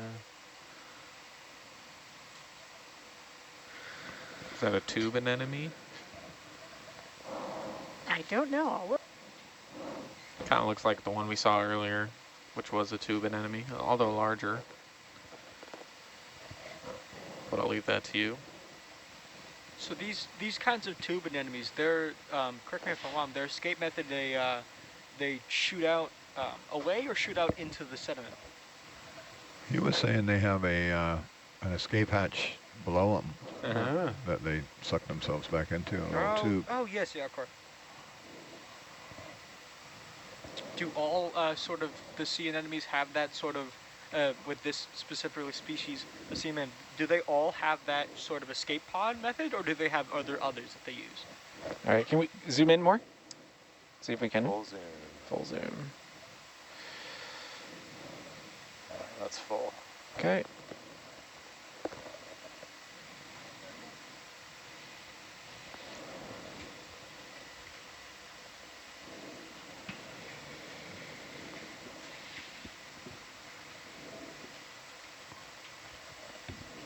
All right, you can come wide.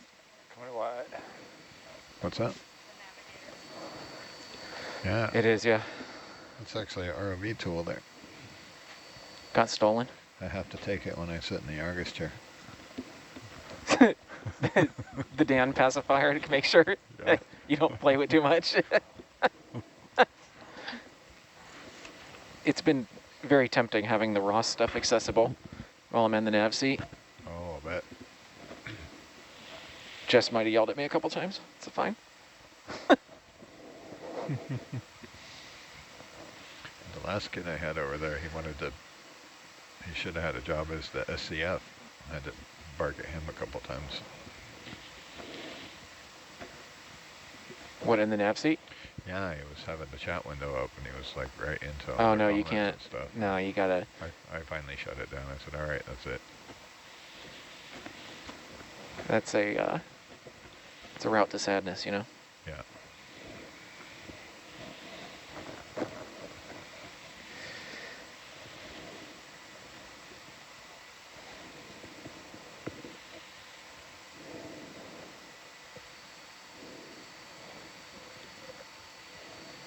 It takes me about Atlantic 20 seconds to lose the plot if I'm not paying attention up here.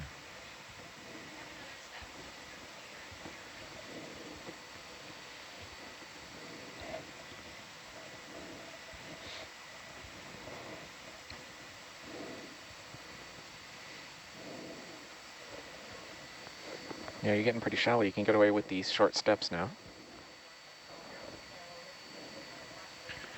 Yeah, there was a lot of stuff to see in the beginning, so we were doing short steps. Right. We were we've been sample heavy there in the beginning. We've been just cruising along and slamming on the brakes when we see something interesting. There's something there.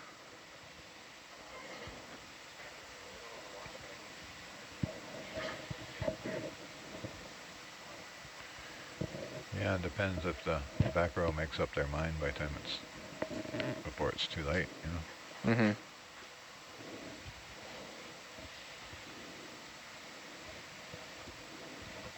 Okay, partial zoom. Partial zoom. Pathy pathies.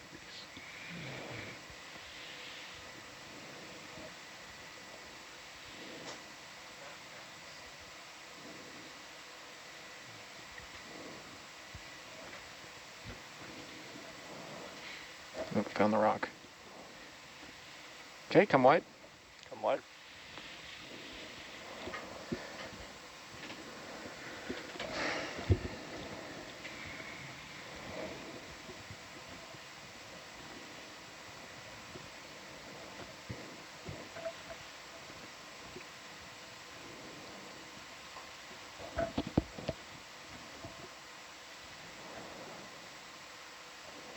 I think you guys need rudder pedals here for yaw. I feel more comfortable with that. The first entire year I was out here, I kept stomping the floor, looking for the tether out pedal.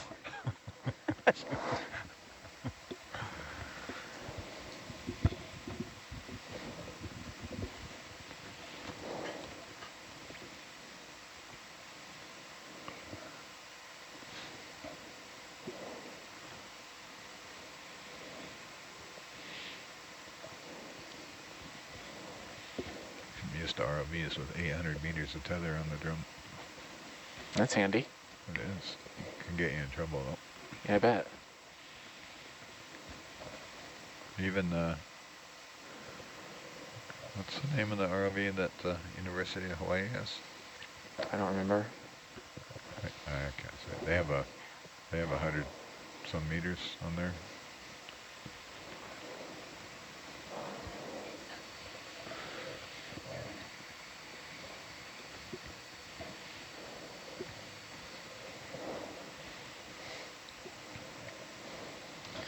Your camera hydraulics are very asymmetrical, Dan. Yep. I actually fly with it cocked off to the right so it doesn't look at the magnum. I can look down a little more. Oh, yeah? Yeah. Here's a question for everybody from the chat. What are things you like to do when you're not on watch or sleeping? Eat. Yeah, well, that's fair. Read. Work out. Get absolutely swole. Sit in the lounge and watch more of the dive. That is actually very fun with all the other other crew members. Yeah. Yeah. All right. I think now that we're back and settled, most of us, can I make a little adjustment to the course we're headed. Can we go more kind of straight northeast now? Instead of more like east? Yeah, up the hill. Yeah, up the hill. You got it. Either like 035, 040, something like that. Yeah. Follow your sonar, Lynette, up the hill. You just have to follow your sonar. Yeah. Stop looking at that fancy bathymetry and look at that sonar screen. Yeah.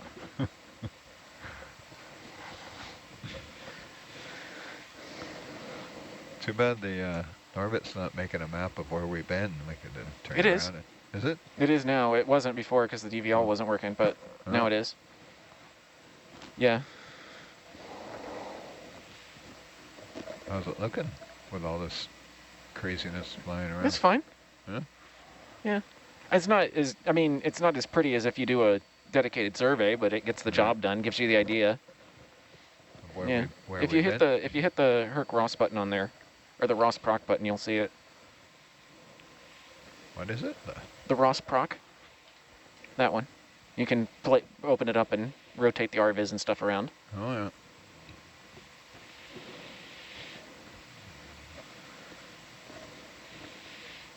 So if I go monitor left, Ross, this one? Yeah. So you can see the...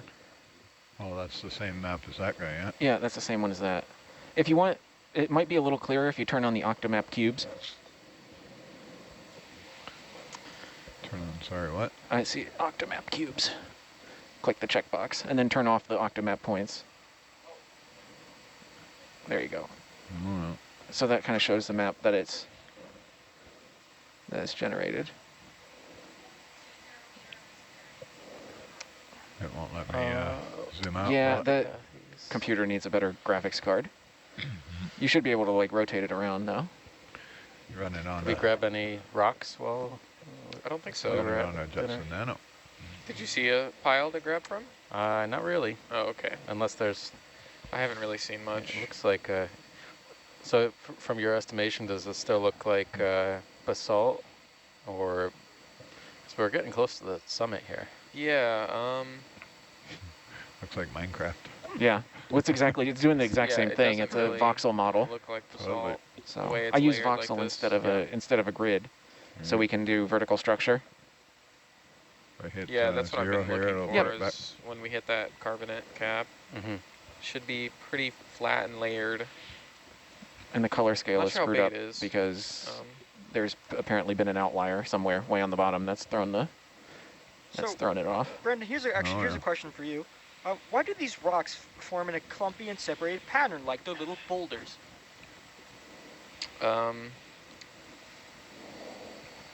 So we're not seeing that now, but before, yeah, we were I seeing have the it in a clumpy. teeny box there. They I call had it it in the big pillow screen basalt. here. Yeah, I think I want to get a that has better do with graphics flow card on rate there of so you the can use it magma as more when of a real-time it fuses out of the magma tool. tube. Right. The flow rate's pretty low. Which one am I? And Sorry, it fuses out and it kind of spreads out into these pillow-shaped forms. And yeah, that's why you see them separated like that. So for different flow rates, the rocks how form that would do differently? on the Jetson Right, the Nano. morphology changes. There's 3 different options. Probably not any better. It's got a decent graphics card, like a 9 series or whatever, but I don't know that the Nano would be any better than that. Is it running on one of the NUCs, is it? No, it's running on an old processing machine we had. But if we got, I run it on my laptop and it runs great. Better. Oh yeah. It's a little bit of a struggle in this, so.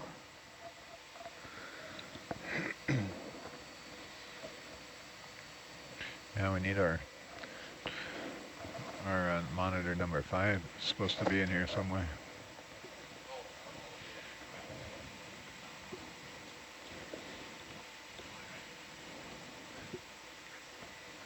Yep, that's Chris in the Herc chair.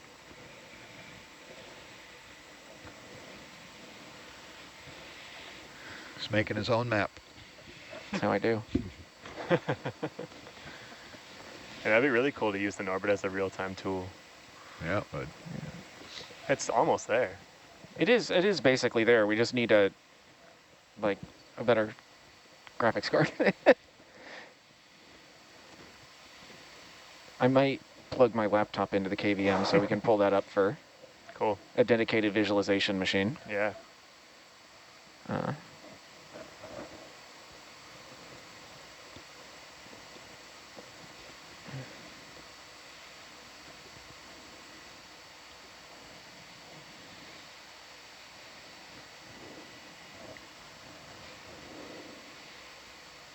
we should have some spare nucks around that have they have pretty decent graphics cards in them. I don't know. So they don't have dedicated graphics, but they might have This is the internal bamboo graphics. coral right Yeah, here. okay, internal ones. I4 clade. All right. Sometimes it's called isodella. Can we get a zoom video? Yep. All right.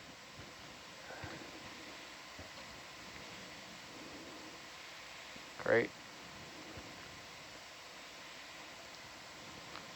Good shot. So what kind of coral is this, Steve? Do you know? It's a bamboo coral. Ah, and I've never really seen this where it kind of stalks and then breaks out at the top. Is that fairly normal for this type of coral, or? Good DSC too. It's typical for this clade of bamboos. So we call this candelabra That's or probably candelabrum. good. He's just getting he's grabbing morphology. a Couple screen grabs. Okay. yeah. Good. All right, come wide. For Was obvious that reasons. Yeah. Was that was that a crinoid with a hydride attached to it? That was, I think it was a Umbellapathes black coral with a crinoid attached to it. There, come up a bit there, Gibson. Coming up. I think. Little red. More focus on the coral in the foreground and get a 100% good look at it.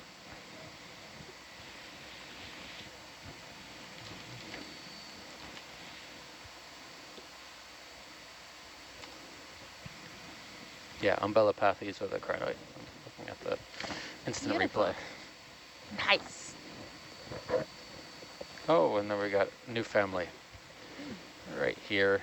Everyone's favorite. Precious. We saw one of those while you were at Diener. Oh, yeah. Okay. Yeah, first one we've seen. Oh, first one I've seen on this cruise. Yeah. Yeah. Yep. And Okay, this half is zoom. about their depth range. This is a family I didn't present on because it's kind of a smaller family, not very Okay, full zoom. speciose in this area, but this is a coral called Victorgorgia. Oh. And is there a reason why it's purple versus its pink counterparts? You know, most of the species in the Victorgorgiidae, this family, are purple or very pale. Sometimes they can be very dark violet too.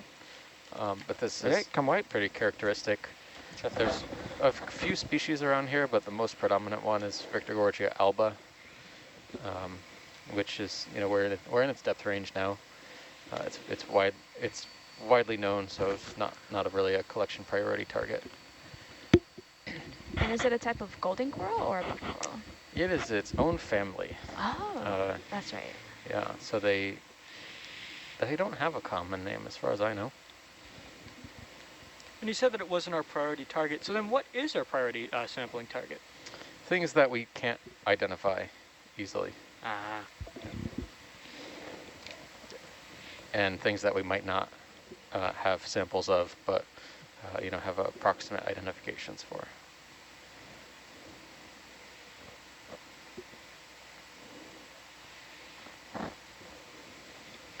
When are we going to get a Hercules or a Argus Arena? Oh, there's something. And That looks like a big crinoid. Yeah, that it is. I'm trying to think back to see. I think there have been there's something on the edge over there species too. named after Herc, but I might be making that up. Oh, yeah. So if we were to find a totally unknown species, would it be named after the Half zoom, actual please. robot that found it? Not necessarily. Thank you. It would be, it's a complex decision. You know, naming a species, there's actually a whole convention about what you can and can't do when you're naming a species. you know, Latin spellings and such. So this is a stalked crinoid called Proisocrinus ruberimus. And the name usually, in this case, signifies the red color, ruber, in Latin meaning red. Full wide. But it's very widely distributed in the Central Pacific, all the way from, I think that all the way up in the Musician Seamounts, all the way down to equatorial latitudes and maybe even further south. Ooh. And so with crinoids, it's... Can we zoom on the yellow while we're Yeah, I'm going to get off the cliff a little and then we'll do it. So with crinoids, they have those feelers going out, and it's then that centerpiece, is that a sphincter? Is that an anal gland? What is that? That's just the body. All the bodies in the center, and the arms are kind of what it's extending out to feed. But the body is very small. It's not all that large at all. They have a single U-shaped digestive tract. Okay, half zoom. And then the stalk.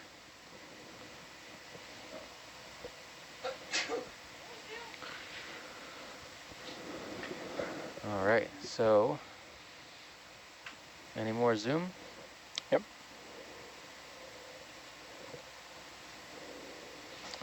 All right, this is a plexaurid octocoral. I'm looking for a few things that would help me better identify this. The polyps are semi-retracted, but I don't think it's completely retracted. I know that this deep, sometimes plexaurids and acanthogorgiids, which are very easily confused sometimes,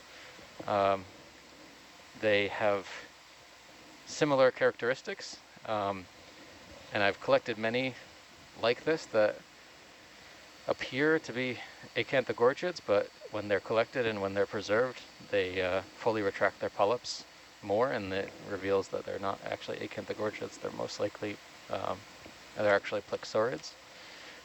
So I've collected something like this before from surrounding waters, and I'm 99% sure it's a plexaurid in this case. And that little, so we have like the golden or the gold sort of feelers on the outside. So what's that little like pink area that's growing off of it? Is that an entirely different species? Is that just an underdeveloped branch? What is that? It's called the zoanthid. It's a parasite, so that middle branch is parasitized by another organism. Okay. Yep. We done with this? Yeah, all set, thanks. Okay, come wide. So that was the first plexaurid of this dive at where are we at? 18, 17 meters. I think poke around on the cliff there. to the best of my knowledge, in this region, Nautilus holds the deepest record for a plexaurid in the North Pacific, right around Hawaii. And okay. The Prim units at around 2,100 meters or so. And that was, I believe, found up in Papahanaumokuakea. And since we typically start seeing them around 2,000 meters, we'll hang out here for a minute. So we're right in their depth range where we start seeing them more commonly. We'll hang around here for a minute, play around on the cliff. Okay. And what is this beautiful pinkish coral again in front of us? Right in front of us, that's a bubblegum coral, or Paragorgia. Love it. Yeah. How can I Quite a bit of diversity here. Half zoom. Bring your head to the right a little for him. There you go, thanks. Talking to Argus. I mean Atalanta. How's that? Gibson.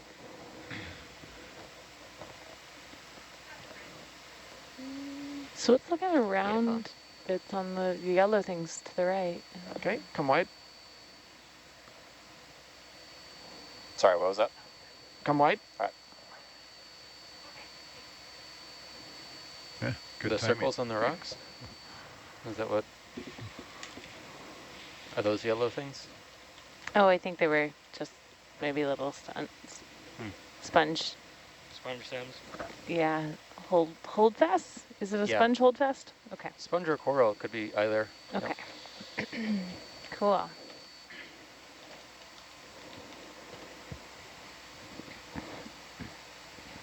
So we have a couple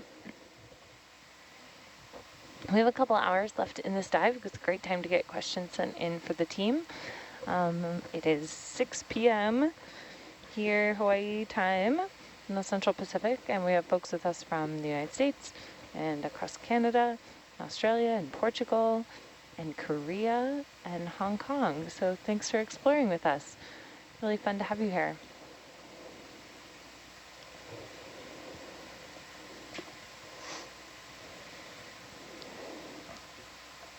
What's our distance from here to waypoint 11?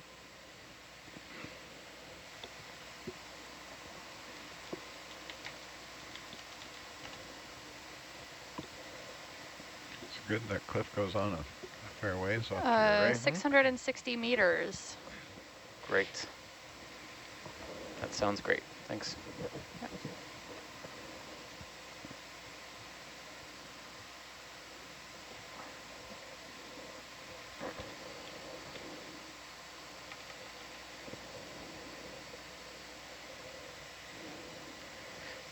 We would need to cover roughly 300 meters an hour for the next couple hours so that we're on bottom. I think that's doable. Seems doable.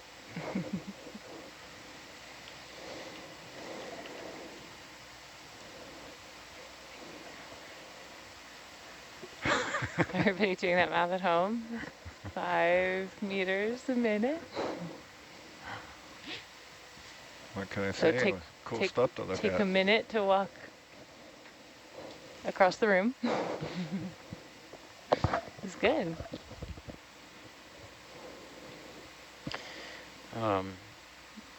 Is there any interest in rocks down here? You think it's not ideal?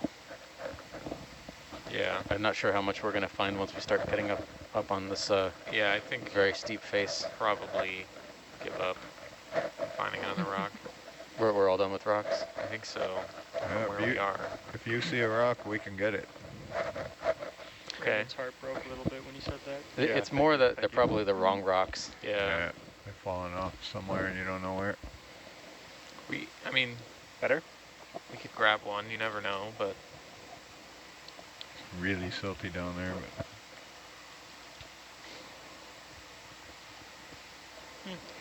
Here we have another question. What time are you anticipating leaving the bottom? Okay. I think float up within to a couple of hours. Top of the cliff. About.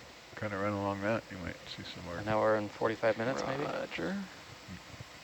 It's a good plenty to be there, back Chris. on look bottom or on the deck by around 10. Blow up, you'll see some critters in the distance that might be worth looking at.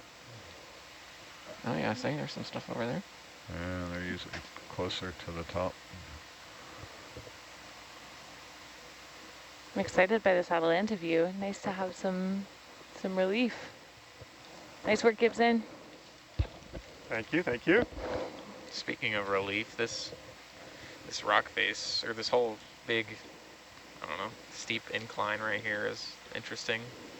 How so? Very large relief. Well, because of the relief. I wonder, I mean, we're all going to be on a learning experience together because I've never seen the carbonate cap through the ROV's lens. And it's hard to have a perspective sometimes. Cool. And that would be my guess to what this is because of the extreme relief. And I think you could kind of see the layers, if you don't mind me drawing. Yeah. Kind of like that. There's something up right at the top of his yellow lines there. Yeah, it does look like linear. Aligned, I'm not sure I can get all the way over there. Yeah, Kevin from below is telling us it is the carbonate platform. Yeah, go ahead. Can we do a quick zoom on maybe this go thing and along this cliff here? Or maybe don't come have to get even really south close a little. up on it. You want to see that one just in your lower left of Lower the camera? left, yeah. Lower left of the camera. Yeah, that guy there. Got it. Oh, here we have a question from Watch about the people So, from the chat. Do the people on Conquer Watch have animals at home? And if so, what kind? I have a couple dogs, a Chihuahua and some other one that I can't remember around the corner, breed Chris. name. Mystery. Say it again? Just starting to lose you around the corner, just so you know. Okay. You still got some space in the tether, though. Gotcha. So go ahead. Okay. Might drop down a bit to give you some more slack. This Yeah, we got a ship move in, which should help this.